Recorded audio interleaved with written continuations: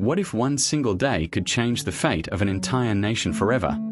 Imagine the shores of Dublin soaked in blood, the clash of swords echoing at dawn, and a king who would win the battle, but lose his life. On Good Friday, in the year 1014, Ireland witnessed one of the most legendary and misunderstood battles in history, the Battle of Clontarf. Was it truly a fight between Irish and Vikings? Or was it something far more complex, an Irish civil war fueled by power, betrayal, and ambition? Stay with us, because the truth behind this battle is far more dramatic than the myths.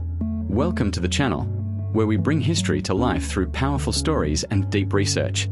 If you enjoy historical documentaries like this one, don't forget to like the video, subscribe to the channel, and share your thoughts in the comments. Your support helps us bring more untold stories from history straight to you. Before the Battle of Clontarf, Ireland was not a single united kingdom. It was a fractured land divided into many rival territories, each ruled by powerful kings who constantly fought for land, tribute, and influence.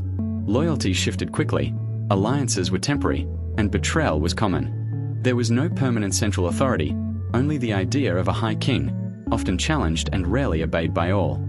At the same time, Vikings had been present in Ireland for over 2 centuries. What began as violent coastal raids slowly transformed into permanent settlements.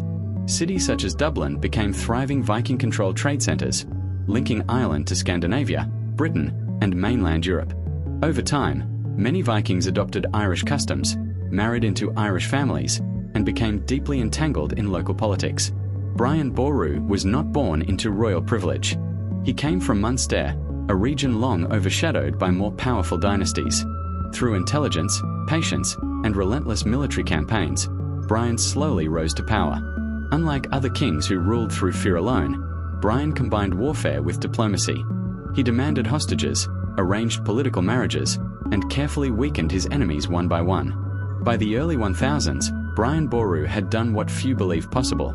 He forced most of Ireland's kings to recognize him as High King. He reduced Viking independence, demanding tribute and loyalty rather than allowing complete destruction. Yet his authority rested on fragile ground. Many rulers obeyed him only because they had no better option. Among Brian's most bitter enemies was Máel Mór mac Machada, the King of Leinster. Leinster had historically resisted outside control, and Brian's dominance deeply humiliated its ruling elite. Personal insults, political pressure, and forced submission fueled resentment that would soon erupt into rebellion. Máel Mór found willing allies in the Viking world. Sihtric Silkbeard, the Viking ruler of Dublin, had close family ties to Brian Boru through marriage, but loyalty meant little in the struggle for power. Sihtric secretly reached out to Viking warlords from across the sea, including Sigurd the Stout of Orkney, promising wealth and influence in exchange for military support. By 1013, rebellion was no longer hidden. Leinster and Dublin openly defied Brian Boru.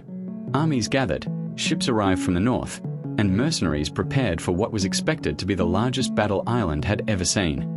Brian Boru, now an aging king in his 70s, knew this would be his final test.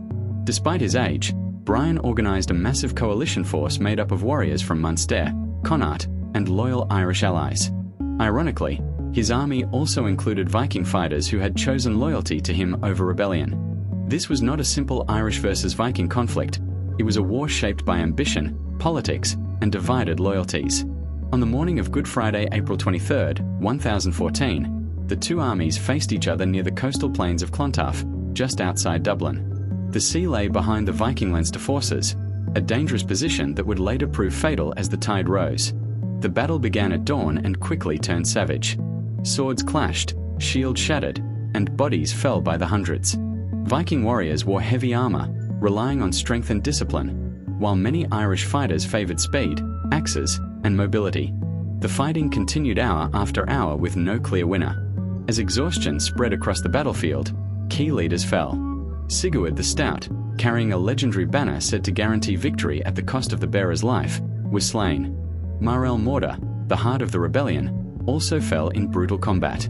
With their leaders dead and the tide cutting off retreat, the Viking Leinster forces collapsed. By late afternoon, Brian Boru's army stood victorious, but the cost was enormous. Thousands lay dead, and Ireland's future hung in uncertainty. While the battle reached its conclusion, Brian Boru was not on the front line. Due to his age, he remained in a tent nearby, praying as the fighting raged. In a tragic twist of fate, a fleeing Viking warrior discovered the unguarded king and struck him down. The High King of Ireland was dead. The Battle of Clontarf ended Viking military dominance in Ireland, but it did not bring lasting peace. Without Brian Boru's leadership, Ireland quickly returned to internal conflict. The dream of a united kingdom died with him. Over centuries, Clontarf was transformed into legend, a symbol of resistance, sacrifice, and heroism. Yet the truth is more complex. It was a battle fought as much between Irish rivals as against foreign warriors. It was a reminder that victory on the battlefield does not always secure the future.